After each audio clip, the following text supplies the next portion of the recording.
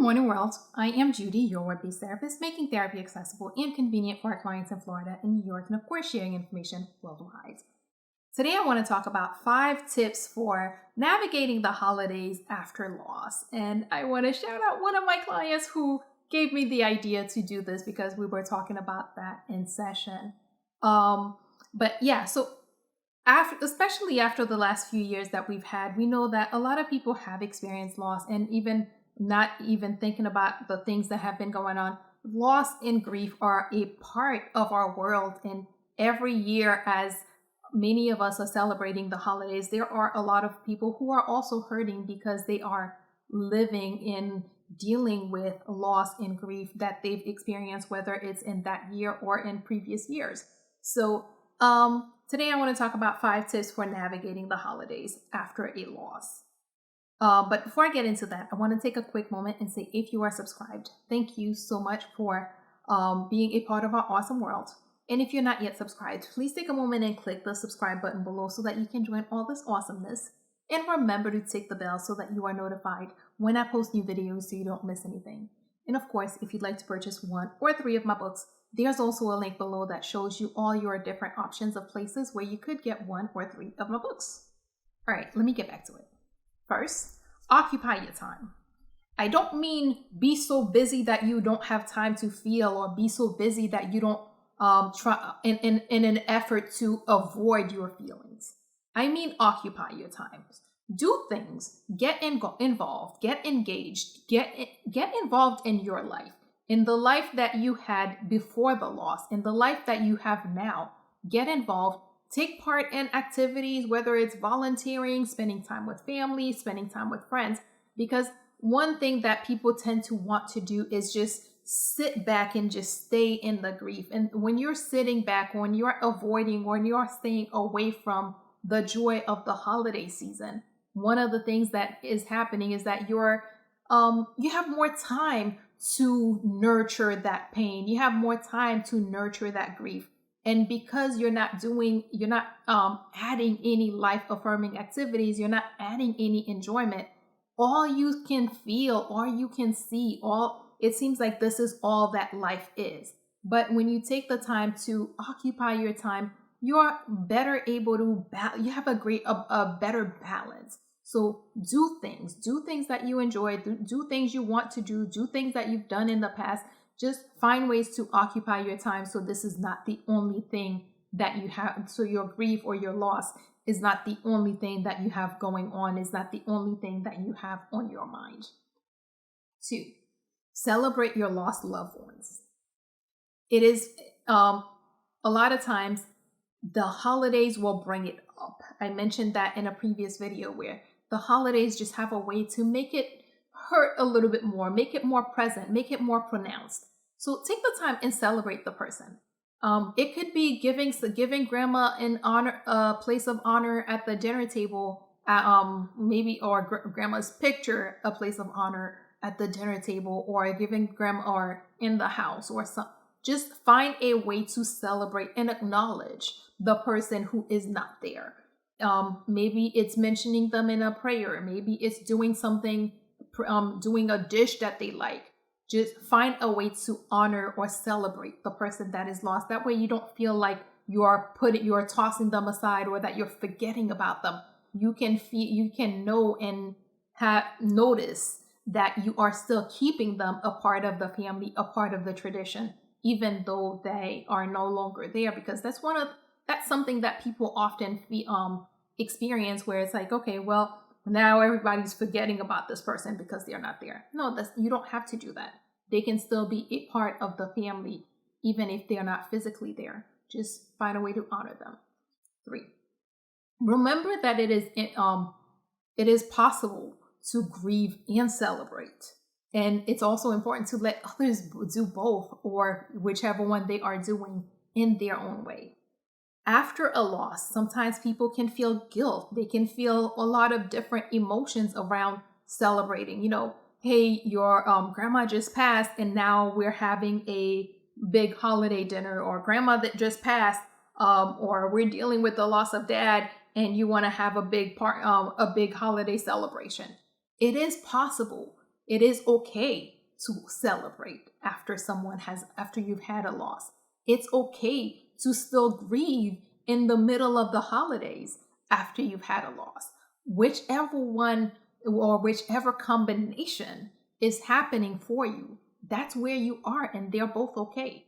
It's important to, one, not beat yourself up, not feel guilty for having one or the other. Maybe you're still in the grief process, and for some people may feel guilty that, hey, I'm still grieving, but my children need to have a Christmas. It's okay to be grieving and give your children a Christmas. Or it's okay to be grieving and still take part in some of the family's celebrations that happen.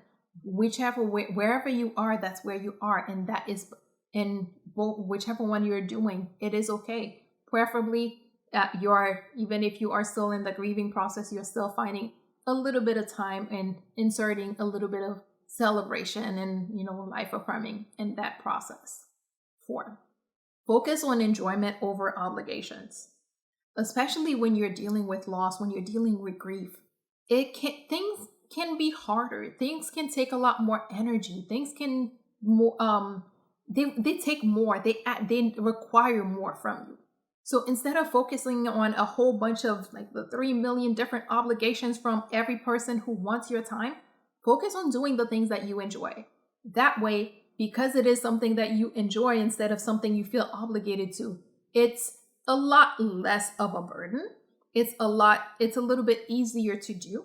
And it's more likely to fuel instead of take away from you.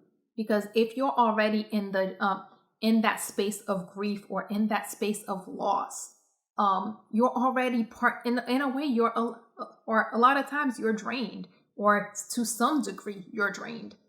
Obligations can be even more draining. So instead of doing more things that could drain you even more, focus on doing things that will refuel, that will replenish. If you have these things that you used to do because you felt obligated to do them, maybe this year you'll pass on them. Maybe this year you'll, instead of going to this one dinner party that you really don't want to be going to, maybe you'll send something. Maybe whatever you need to do. Focus on enjoying the holidays instead of meeting all these different obligations that are going to be more draining than refueling. Finally, make time for centering and decompressing. Do this balancing act of, hey, I'm still hurting, I'm still grieving, but I also still have to get up and do holiday and do human and do adults and meet all the stuff that are required from us can be challenging. And just the simple act of jumping from one shoe or from one setting to the next, or sometimes putting on that face, putting on that smile to just go meet the world when you're inside, you're not really smiling, that can be hard. So make sure that you're taking time for centering, that you're taking time to decompress, that you're taking time for you, because it's important that you're consistently, especially when you're going through something, refueling, filling your bucket, because a lot of grief takes a lot from you. Managing pain, and especially balancing that, hey, I'm in pain, but the world needs me to show up and do all these things, that can take a lot from you. So it's important that you consistently, all the time, pour back into you. So to do that, make sure that you're taking the time so that you're centered, so that you're in a good place to be doing all the things you're doing, and to decompress and to just let go and, ball out if you need to, or have a party if you need to, whichever one works for you. Let's do a quick recap.